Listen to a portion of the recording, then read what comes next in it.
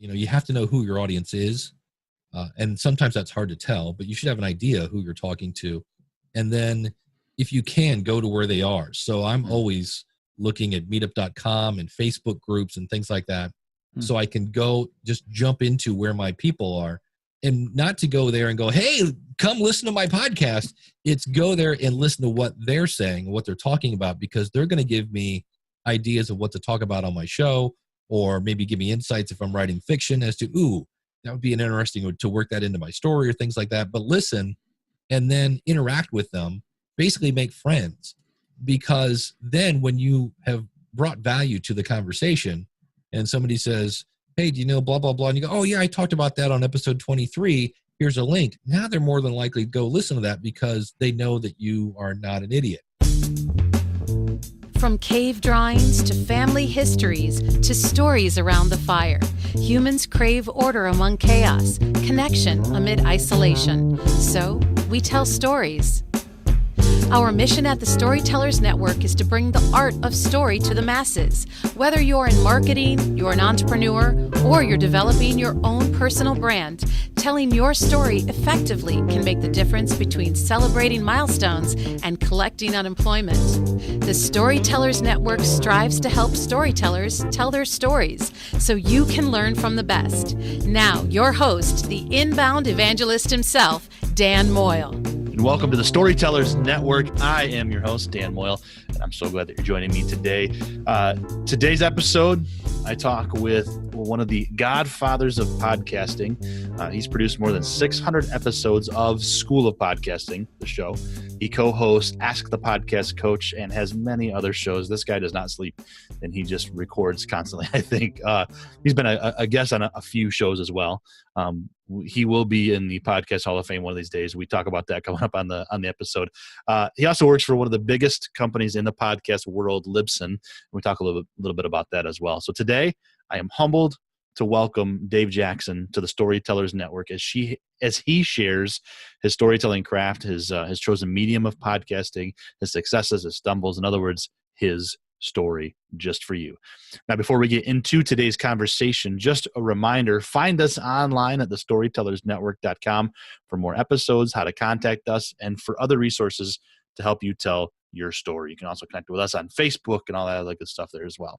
And if you like what we're doing here, please consider leaving us a review over an Apple Podcast. It helps us reach new storytellers. Now, without further ado, let's get to the stories. So welcome, Dave, to the show, the Storytellers Network, man. I'm as I said in my intro, I'm humbled, but I'm excited to have you here. And I know you're a humble guy, so you're not going to rub it in my face that you've been doing this for so many years, but thanks for being here, man.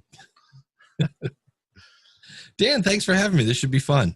Absolutely. So I like to kind of show everybody who's listening where that you don't have to be in like a metropolis somewhere or a mecca somewhere to do what we do as storytellers, especially podcasters now as I'm in season 2. So where are you geographically? I'm in the lovely metropolis of Akron, Ohio, home of LeBron James and Devo, for those of you that remember Whip It from the 80s. I do. I actually started podcasting when I first started, I was in Mogadore, Ohio, which means I was out with the cows out in the middle of nowhere. So, and were your first podcasts very moving? I'm sorry, I had to. I'm sorry. Yeah. Anyway, that's awesome. And so, when was that then? You talk about starting off podcasting. That was quite a while ago. Yeah, it was back in 2005. So, where I sat around for 3 years telling people, no, you don't need an iPod to listen to a podcast. It was painful, to say the least. And what drove you to that? I mean, what kind of got in your head of I just want to start podcasting? I was doing a newsletter, and a friend of mine was also into kind of like internet marketing and that whole 9 yards. And he went to this big, huge event, and he's like, okay, I've come back. I've seen the future. And I, at the time, which again dates myself, I had missed the whole MySpace boat.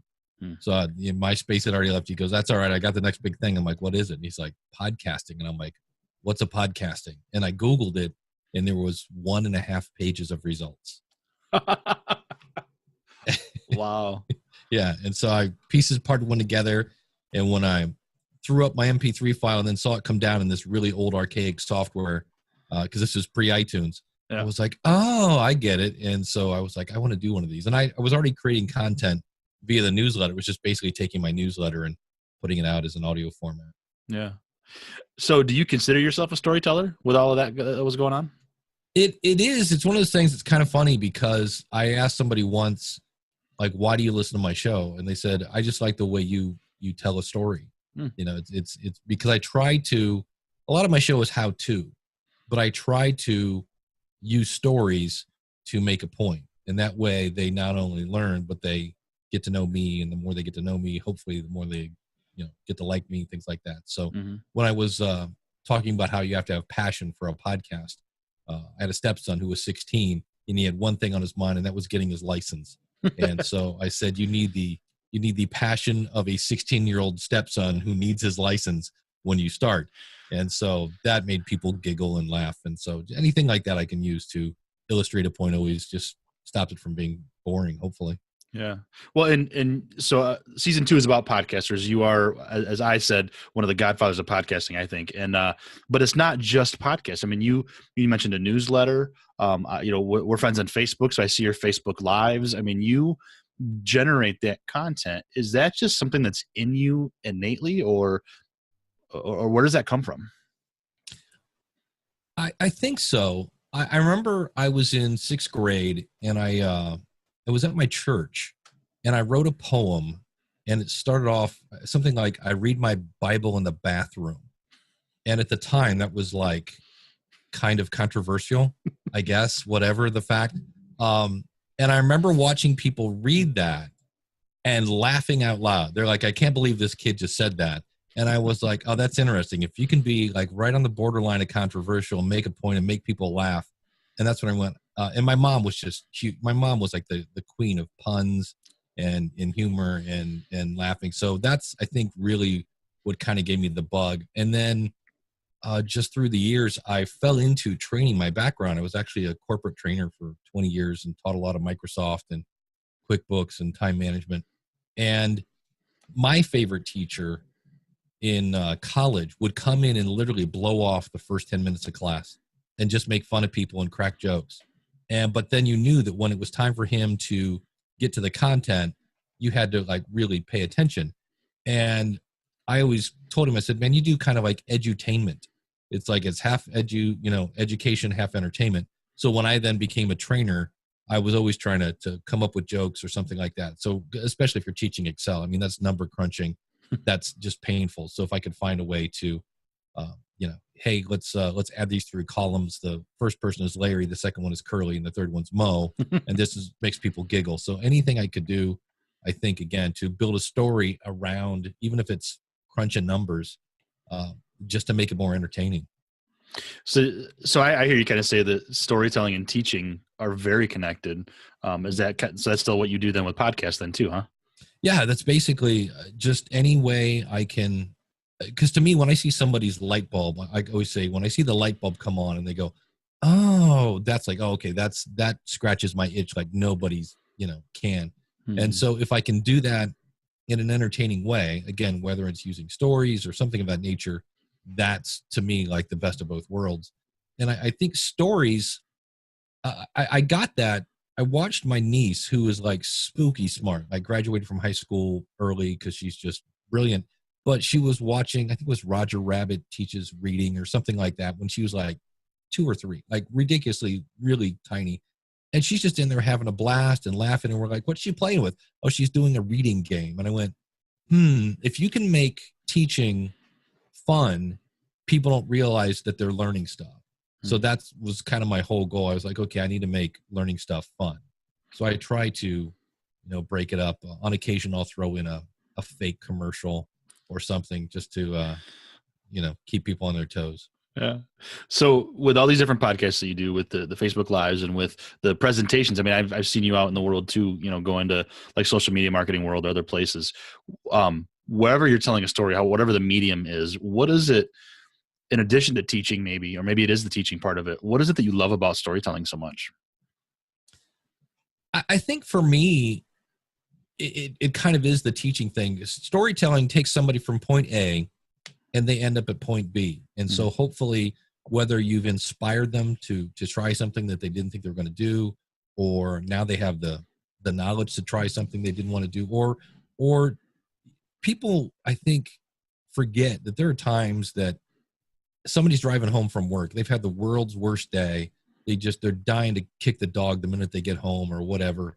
And you can somehow tell them a story and they escape their mind for a second and they're completely lost in whatever you're saying. And when that story's over, hopefully they're in a better place or something. And I think that's highly underrated, the fact that you can make somebody's day better with a story. And so I think that's half the fun of it. I mean, I love to go to the movies, and half the fun of the movies is you kind of go to escape your life for an hour and a half and eat really bad overpriced popcorn and drink gallons of sugar. Gallons and gallons of sugar. Oh yeah. Man, the frozen one's my favorite. But anyway, and really, I mean, it's funny because that human connection, that ability to connect and yet escape is such a powerful part of storytelling, whether it's edutainment, as you mentioned, or it's true entertainment. It's so powerful, don't you think? Oh, absolutely. Yeah. And it's amazing when you get to meet people face to face that you've helped. That's always, it's cool. And it's also at times a little bizarre. I had a guy about 2 months ago stop in. He came into Akron and it's like, oh, dude, let's go get some pizza. And he quoted something I said 13 years ago. And he's like, remember this? And I'm like, I don't remember what I had for breakfast, let alone what I said 13 years ago. Wow. And he's like, it was this whole thing about the different levels of mastery where you're clueless and you're trying. And then you're still not very good, but you have, at least you know that you're not good. And then you're okay, but you're still trying. And then there's actual mastery. And he said, I now teach in college. And he goes, I start off like at the beginning of the semester, I start off the semester with that. I'm like, do you quote my podcast? Do you at least give me credit? You know, send new listeners. Yes, exactly. So it's, you don't know. I always tell people, be careful with this microphone because it's loaded and you can really do some really interesting things. I had a guy email me once and his best friend had died. He lost his job and he thought he had cancer. And he decided he was going to end his life on October 31st, 2017. Because that's his favorite day of the year is Halloween. And he just said, you know what? I'm done. I've had it. And he said, but I found your podcast and I heard you say where podcasting can kind of give you a new purpose. And so I decided to start one. And I'm just here to tell you, I don't want to kill myself anymore. And I was like, it's hard to make me speechless, but I read that email and was like, whoa. Wow. And then what was cool was he left his phone number. So I called him on Halloween. And he's like, this is not Dave Jackson. I'm like, it's Dave Jackson, but I'm just making sure you're still on the planet. He's like, oh yeah, we're, and he knew, he like, look, I got, there are things I need to work through, he's like, but I don't want to kill myself anymore. That's cool. Man, that brought a big old lump in my throat, Dave. That's awesome. Yeah. Wow. I just kind of want to sit on that for a second. That's amazing. It's funny because I've been thinking about this the last week or so, a couple different interactions in my real life. About the power of what you do and what you say can change someone's life without even meaning to, in such a powerful way. I went to I had a funeral 2 weeks ago and then a visitation last week, different folks in my life, and each one reminded me of how you can do that. And I even had someone come up to me, and I'm nobody in the world, and I'm okay with that. But I have people that follow me on Facebook and like what I do, and I try to give back to the world. And one of the little stupidest things that I've ever done is my youngest daughter, Zoe, I would stop her and just yell her name with my video camera on, kind of like Bat Dad does. You familiar at all? Okay. Yeah. And she would throw pillows at me or whatever, and she ended up not liking it. She doesn't want to be recorded, so I quit doing it. But so many people would come to me and say, I love that. That brings me so much joy. And I had that at the visitation. Somebody came up and said, oh, you're Dan. You knew Steven, and you do the Zoe thing with the kid. And it was awesome. It's just cool. Yeah. And he's back. Oh, did you lose some of that? You were frozen, yes. Oh, I love it. I've got pretty good internet, but you just never know. Let's say I'm sitting here looking like, how many tabs do I have open? I think I've closed pretty much everything I need to close. Yeah, mine too. Anyway.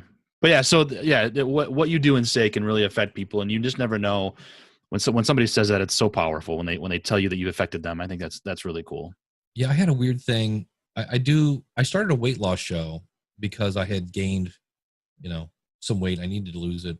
And I thought, you know what? I'm going to do what I did last time. It was pretty easy to lose 20 pounds, and I'll document it this time, and that'll inspire people to lose weight. Well, that was 20 years ago, and doing the same thing did not work. And so I've been really struggling with my weight. And I said, the one time I was talking about people that need to lose over 100 pounds, I'm like, that can be really overwhelming. And I said, don't think about losing 100 pounds. Think about losing 10 pounds, because we can all probably lose 10 pounds. I said, and then just do it 10 times. And I just threw it out there, and like literally like 9 months later, somebody emails me and goes, hey, Dave, I did it. And I go, what'd you do? And they're like, I lost 100 pounds. I lost 10 pounds 10 times. And I was like, really? Because I didn't lose any, you know? So yeah, it's the microphone's kind of, it's powerful. You got to be careful with it. Yeah. And so why did you choose podcasting as a medium, do you think, other than it was the next big thing? But is there something in this that you just kind of found really that moves you personally? For me, I'm a fairly sarcastic person, and it's hard to be sarcastic in print. You can put it in italics, you can put it in bold, but it's just the tone of voice, I think, is just a whole lot better. And there are less typos in podcasting than there are. So that was the other one. I talk much better than I type. And so I think that was the first one. And then the one that really hooked me, that I went, oh, we've got a problem here, I'm now stuck, is the first piece of feedback I got, or first voicemail, I should say, was from a guy in Nuremberg, Germany. And I went, what? And I just remember his name was Michael Van Laar. I was like, hello, Dave, this is Michael Van Laar from Nuremberg, Germany. And I literally about fell out of my chair. I was like, did he just say Germany? I'm like, hold on. And, hello, Dave, this is Michael Van Laar. I over and over. Hello, Dave, this is my. I was like, I can't believe some guy on the other side of the planet is listening to me and he likes my stuff. Right. And that's when I was like, And if you have a voicemail line or something like that, and you can kind of have this weird time-shifted conversation with your audience, it's amazing. And I had somebody once, he used to do a sled dog podcasting in Michigan. And he said, I actually talk to you more than I do my friends, because I will leave you a message, you'll respond. I'll leave you another message and you respond. He goes, I have a best friend that lives right down the street. He goes, I talk to him maybe twice a month. He goes, I'm talking to you like 3 times a week. So it's amazing. That's awesome. So Sled Dog Podcast out of Michigan, huh? I'll have to look that one up. That's what he said. He said, he goes, unless you live in Michigan or Alaska, he goes, you're not listening to my show. So that's funny. Well, I'm in Michigan, so I'll have to check it out. Yeah. Well, I'm in southern Michigan. Tim Dooley. All right. Cool. See, that's what I love about this whole podcast world too, is it's small enough, but big enough. Like it's in that, to me, almost like this magic space of great storytellers, but we're so accessible, and it's just like, here we are doing what we love, and yeah, we're happy to talk. So yeah, there's an energy. I don't know if it's around just all creative people, but when I go to these events, I feel like I'm 20, because I'm staying up till like 2, in some cases 3 in the morning. And I mean, if I'm at home, I'm in bed by, midnight, 1 o'clock tops. But because you're around all these people and they're all, I don't know what it is, but all of a sudden I'm just not tired, and we're all trading stories and things like that. And that's what I always find amazing. And it was weird because at Podfest in Orlando, the day after, there was like the patio was empty. It was me and like 2 people. And we're both like, is it just me, or like there's just the energy's gone? So it's kind of weird. Mm-hmm. Do you find that that podcasting is a great medium for introverts at all? Absolutely. I'm going to butcher this, but I'm going to paraphrase Howard Stern. He said he got into radio because he loves people, but he hates people. And he said, it's the best way that you can impact an audience without actually having to be in front of an audience. And so absolutely. I mean, I'm not now, and I've outgrown it, but I was growing up. I got fired from my very first job as a grocery bagger because I was so shy I would not talk to the customers. And that was kind of a requirement. And my teacher at the time said, basically said, you need to act the way you want to be, and someday you will be the way you act, which is better known as fake it till you make it. And so I did, and I've slowly come out of my shell. But yeah, I think it's a great way. In fact, I see people, it's fun to listen to people that first episode, there's just not a lot of confidence in their talking. And then you listen in like episode 80, they're like, hey, welcome to the show. And today you can just hear the difference. So that's always kind of fun. And I asked that because I think about the energy, what you said a minute ago about the energy in the room, and it is full of energy. And even as an extreme extrovert, man, I'd walk away from those meetings and those days just exhausted because there's so much energy in people. And so I know that there were introverts in that room too. One of the guys I met at Podfest, Rhett, was just an incredible guy, but he's an introvert, and but he loves doing podcasts because of that. So I think it's incredible. I love the mix of live and recorded and all this other stuff that we do with this. So, so you work with Libsyn now. So how did you go from, creating podcasts to working for this not giant, but one of the big players in the world? Was that a pretty easy thing to make happen, or like, how did that work? It was really an interesting story because of my background working in different corporate worlds. I have been downsized, as they say, a couple of times, and it's usually where, for whatever reason, they hire sales guys that don't know how to sell training. So instead of ditching the guys that can't sell, they downsize the training department. So my favorite saying, you always hear, like, you're one of our favorite trainers. That's why we really hate to say this. And so I've heard that 3 times, and it usually happens about every 5 to 7 years. So the last time it happened, I was like, okay, I've already got this school of podcasting thing. I could try to really make that my full-time job, but I really like having a steady paycheck. I'm not, some people are like, oh, you should do what you love. I'm like, yeah, I like steady paychecks. I like health insurance, and I was like, okay, where can I work that I could look my friends in the eye and say, this is the best place to host your stuff? And I'm like, that would be Libsyn. And so I've known Rob Walsh for probably 10 years. There was an event once in Pittsburgh, PodCamp Pittsburgh, and I went to that, met a lot of the crew, and they were really cool. And I actually asked them, because I kind of saw the writing on the wall. When you go from 5 trainers down to 3 trainers down to 2, you're kind of like, And I asked them, I said, do you guys ever hire like tech support or people like that? And they're like, well, yeah, we're kind of growing. We're thinking about it. And they're like, why would you work for Libsyn? I'm like, I would love to work for Libsyn. They're like, oh man, we would love to have you. And I'm like, okay, that's good to know. So I'm literally, I get let go of my job. And as I'm walking to my car with the box in hand, I called Rob Walsh and I said, now this could be a really weird conversation. And if you say no, we're cool. And I go, but I got good news and bad news. He's like, what's the bad news? And I'm like, I just lost my job. He goes, what's the good news? And I'm like, I'm available to work for you, buddy. And he said, what are you doing the rest of the day? And I go, literally just lost my job, probably laundry, and he said, all right, let me see if I can make some phone calls. And 20 minutes later, I'm on the phone with the president of Libsyn. And a couple weeks after that, I actually started. So it was, again, kind of built on a relationship that happened from a podcast.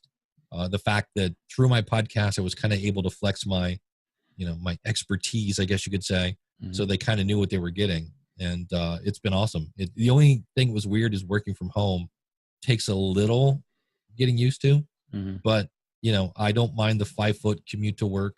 Yeah. I'm actually making a little more money than I did when I was a teacher. And I now get paid to go to different events. So my life doesn't suck compared to where before. I was actually laughing. I was looking at an old Facebook post. They're like, here's what you were doing 3 years ago. Yeah. And I was like, I have like 3 people in my class that didn't even speak English. And then they had different levels of understanding of the software. It was just this complete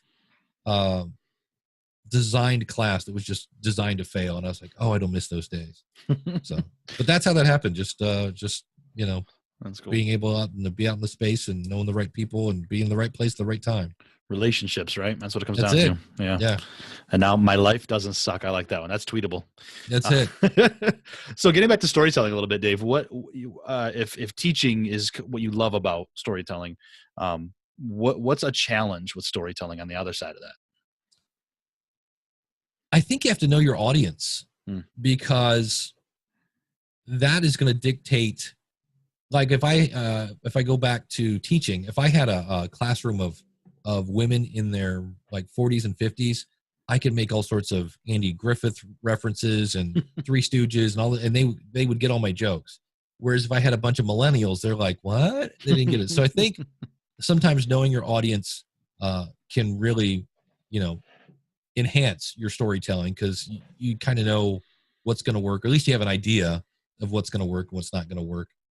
That's probably the biggest one I think of. And then just having a mixed bag. What happens if you have a millennial and somebody in the back who's 76?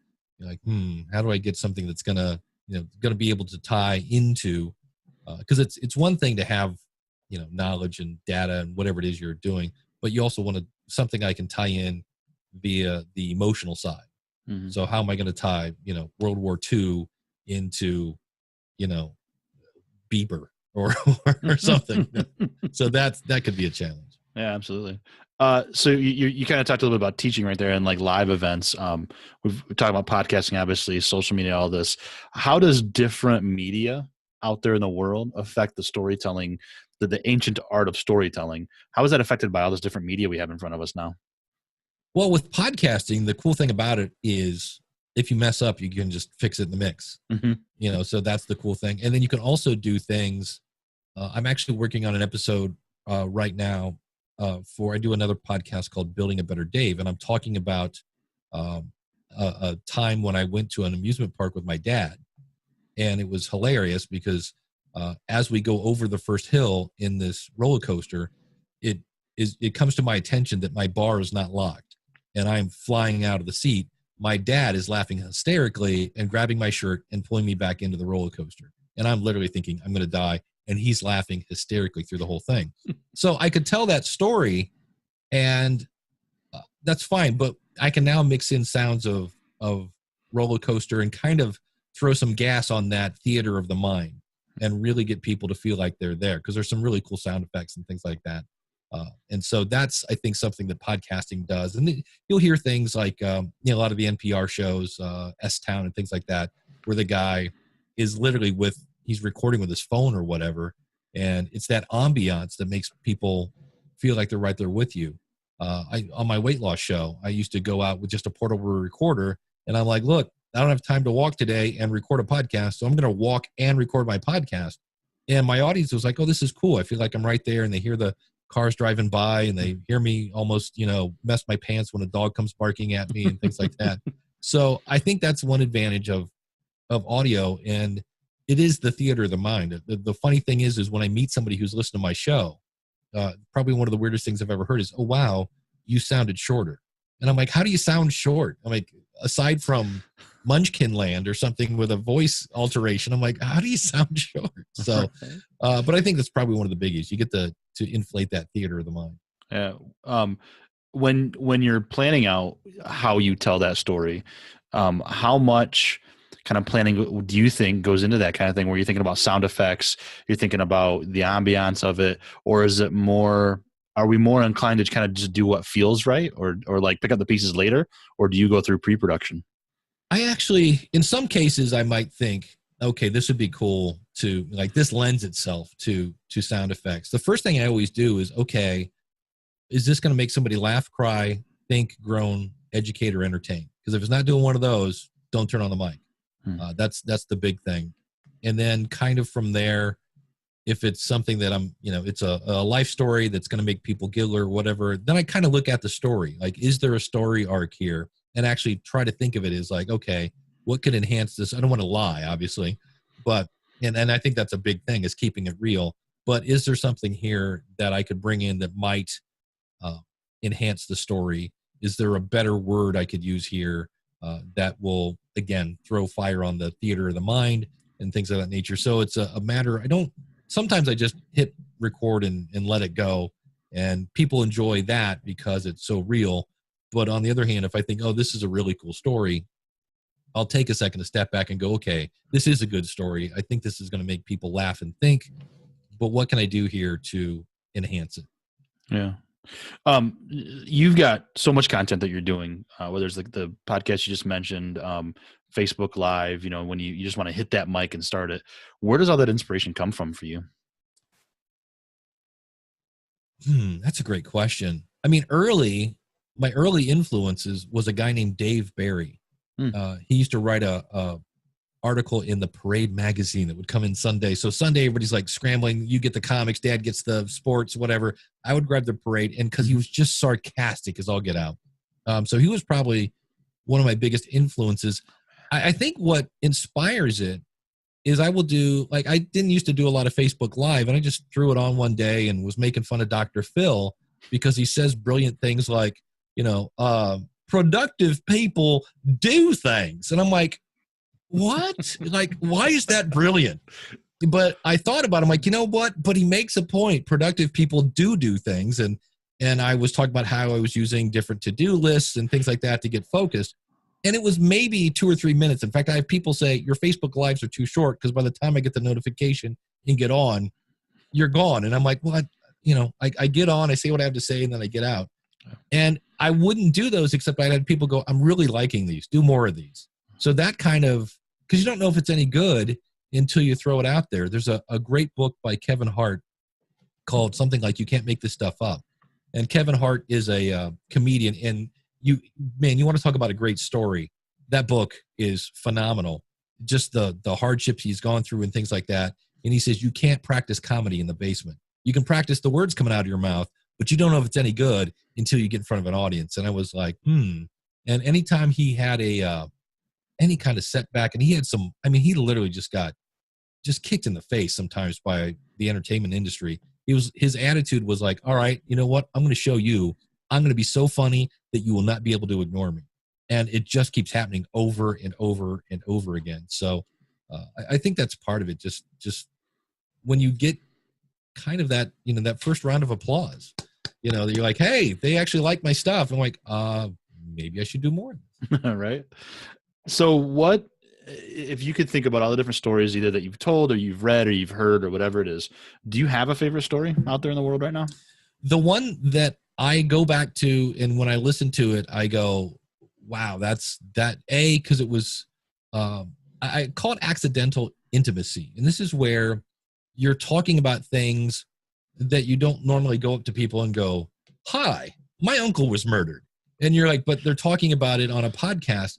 And so there's a show, the guy named, Hall of Fame podcaster, Dan Class, does a show called The Bitterest Pill. And he has an episode called Massive Murder. And it's the behind the scenes of what happens when somebody goes in, for lack of a better phrase, no offense to postal workers, but they go postal and shoot up the place. And one of those people was his uncle. And so he's talking about, walking his mom who lost her brother into a funeral, and you've got a camera in your face. And it's just, the fact that his forget what his uncle's name was, but it was different than his actual name. Like he had a nickname or something like that. And so it's real. It's just incredibly intimate. And I actually had people talk about driveway moments where if a story is good enough, when you get home, you will sit in the driveway and not go in the house. And I actually had a legitimate driveway moment. I got home and I'm like, I'm so not getting out of the car until the story is over.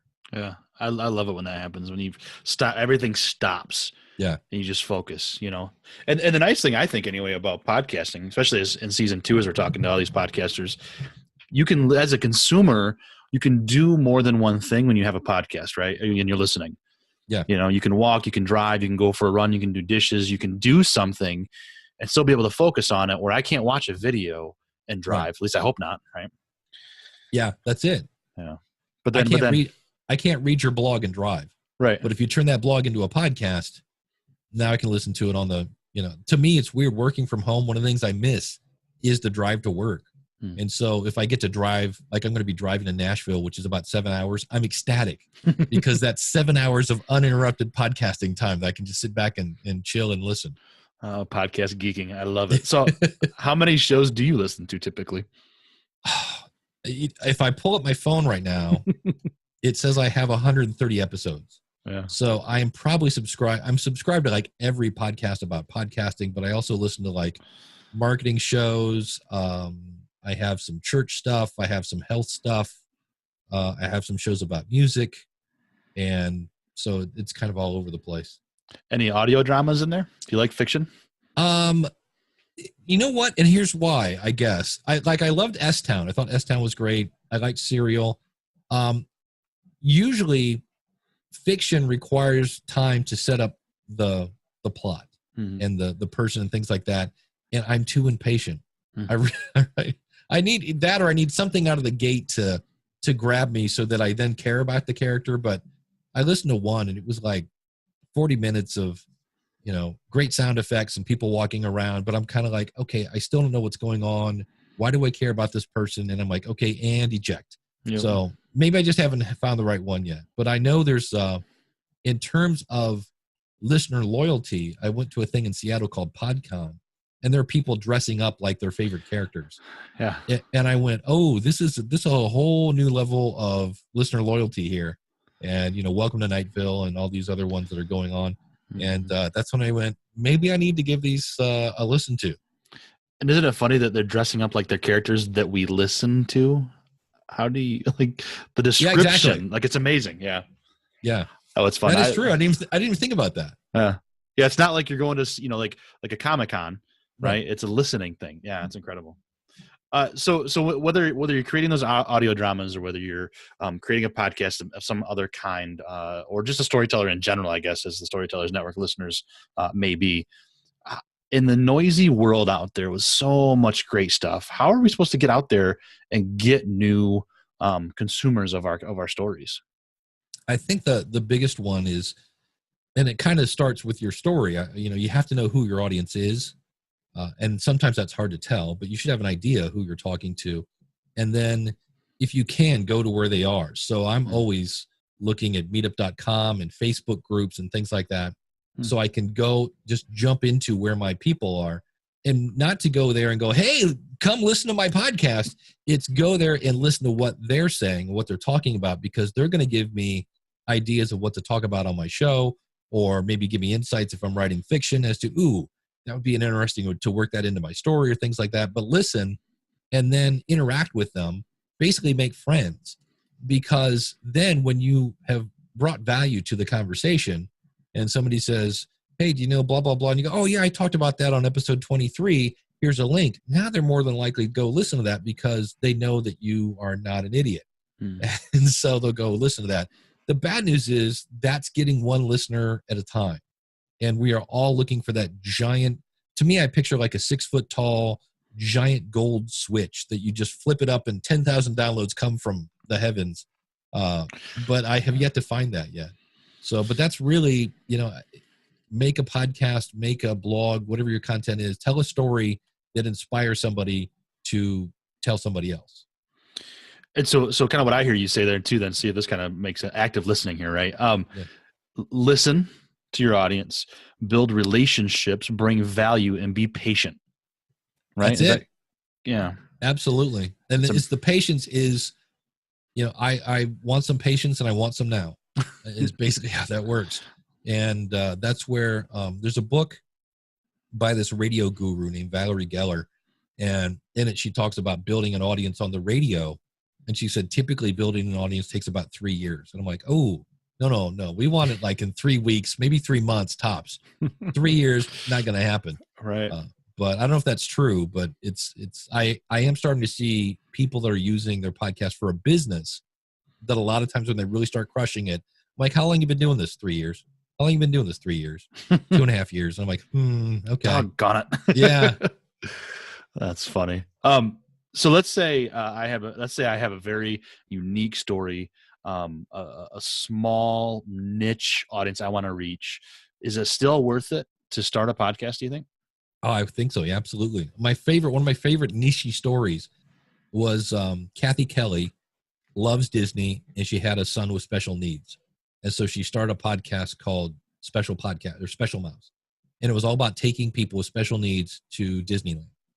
And she never had, a gazillion downloads, but she had a private Facebook group, because when people found that podcast, they're like, oh, I thought I was the only person going through that. And so she had this whole community. She actually ended up with a sponsor, because that sponsor specialized in transporting people with special needs. And so it was one of those things that if you were to talk to her, she doesn't do it anymore. She's actually got some other things on her plate. But just the fact to hear the phrase, you're not alone, is so powerful to somebody who thinks they are. And so that's, to me, really awesome. There was a guy I had on my show. He does a show about chameleon breeding. Yes, that's right. Chameleon. He makes cages for them. And he actually was interesting. He has his audience has said, I will buy your cage, even though I could buy one from overseas that would be much less. because you've given so much to the community and you're here every week and things like that. So again, it's this listener loyalty thing. But I was like, you do a show about what? He's like, chameleon breeding. And I'm like, wow. So it really is worth it. The community, especially, I've seen a couple different examples. There's one podcast called Living with Herpes that is, for somebody to stand up and go, hi, I have herpes, but the host has a really super duper private Facebook group, because people in that situation have no place. You're not going to go talk to Uncle Harry. Hey, Uncle Harry, can I talk to you about herpes? No, that's just not going to work. So these really small niche shows, it's not the 10,000 downloads, but the people that find your show are going to be like, oh my God. And the other thing they're going to do, they're going to find your latest episode and they're going to download your entire back catalog. Mm-hmm. I met her at the Podfest networking event. Yeah. That was incredible. Which, by the way, that event that they put on with Chris and that whole team puts on is just phenomenal. If you are a storyteller and want to get to a podcast something, check out Podfest, man. They're awesome. But yeah, that networking thing was cool. I met her. It was like, oh, this is a podcast that, like, talk about small audience. Yeah. Or focus. Maybe not small, but like super focused audience. That's yeah. She was really nice. So when in talking with you and doing my research ahead of time, meeting you and knowing kind of what's going on here, I look at you as someone who's making it in the world, right? Not necessarily made it to the point where, like, you can retire and be done by any means, or that you would want to. But I look at you as somebody who's made it. Do you look around at any point and think, I think I'm doing all right? It's something that is hard for me to fathom, because I've always been, like, since day one, my dad told me over and over, the world does not revolve around Dave Jackson, because I'd be like, it's not fair. And so I've always been told to be humble. And it took me really at Podfest, you brought that up. I had so many people come up to me and just say, I listen to your show. Thank you so much. That I kind of was like, okay, apparently I'm onto something. Apparently I'm helping people. I was just at Social Media Marketing World. It was kind of funny. I was walking down the hall while sessions were on. So there weren't many people in the hallway. And I'm walking by and there's a woman standing outside, and she looks up at me and goes, oh, wow. And I literally, like, turn around. I'm like, what's, oh, wow, what? And she goes, you're Dave Jackson. And I go, oh, yeah, I am. How's it going? And she's like, I listened to your show. I think it's awesome. And I'm like, I said, are you wowing at me? And she goes, yeah. And I'm like, so that was kind of weird for me. It was like, wow, I got an oh, wow. I'm like, so that in a way is like, okay, I must be doing something okay. But on the other hand, I think we all want more listeners. We want more, engagement, things like that. So I still feel like I got a long way to go. And do you think there's going to be a moment where, I assume there will be a moment that tops the oh, wow, but yeah, what does that look like for you? Do you think, is that something different, you think? It'd be cool to be in the Podcasters Hall of Fame. I think that would be a fun one now that we have one, But even that, like, let's say that happens, because I've heard rumors that people are like, probably in the next couple of years you're going in. And I'm like, that would be cool. But so what do? I retire in 2 years? No. So then it's like, you just keep on going. So, yeah. So I'm not sure. My ex-wife now asked me once, she said, like, when are you going to quit podcasting? Because I at that time I had gone from 8 million shows down to 4 million shows that I was doing. And she goes, well, when are you going to, like, stop? And I go, I think the day after I die. I go, I can see me, I've had quite a few shows that I started, and after, 5 or 6 episodes, you're like, oh, you know what? This is not what I thought it was going to be. Or in some cases, I had 2 that I did for 10 years. I've said all there is to say on this. I'm done. And then I find a new topic and I go on that. So I can just see me, as long as I can talk and I got a few marbles left in the bag. Just firing up maybe I'm going to do a show now called, 70 and Sexy or something. Who knows? You know what I mean? It's like when you're old and giving that insight. So yeah, I don't see myself quitting anytime soon. You got a few years before 70, I'm going to guess. So we'll wait for that though, but that'll be fun. I love it. So I'm going to guess the answer to this is probably podcasting, but if it's not podcasting, do you have a favorite platform to tell a story? I love, it's the one thing that podcasting doesn't have is instant feedback. Mm-hmm. So when I'm on a stage and I've got people laughing, and I can now not only do I have tone of voice, but now I have body language. And so I can be really animated and jump up and down and be silly and stupid and make people laugh or cry or whatever.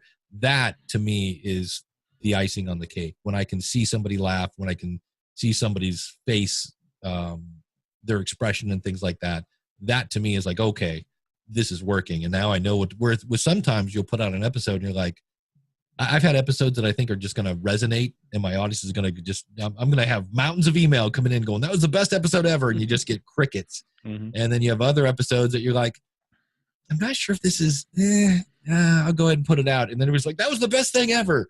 So when you're doing something live and you've got every tool in the shed, you've got tone of voice, you've got body language, and things like that, and you've got instant feedback, that to me, and that is, again, if we go back to energy, when it's working, and for me, if I get them laughing and understanding and things like that, and if that's coming back to me, that's just going to jazz me up, and that just makes me go on, and it's just this awesome snowball effect that doesn't happen all the time, but when it does, you just get done, and you're like, yeah, that was cool.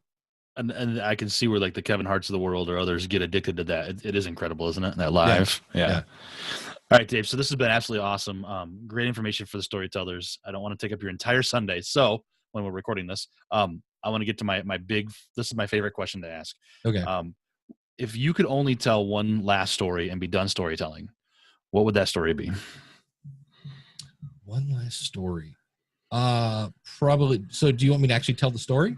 However you want it. The floor is yours, man. If you just want to say it and be done or tell it, I'd love to hear it. I can condense it down. I just remember it was March 26th. I should know the year, but I don't.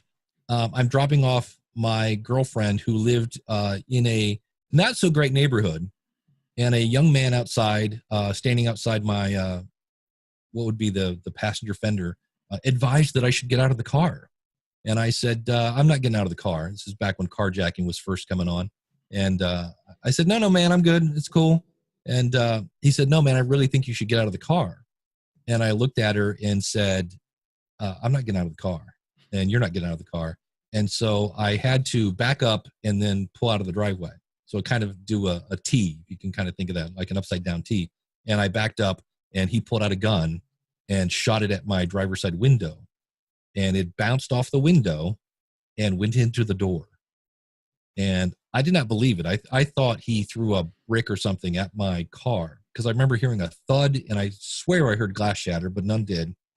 I'm getting out of Dodge like nobody's business. I'm running stoplights, I'm running red lights, and I get into a little better part of town where I actually worked as a waiter because there was always a policeman in the parking lot. And sure enough, there was.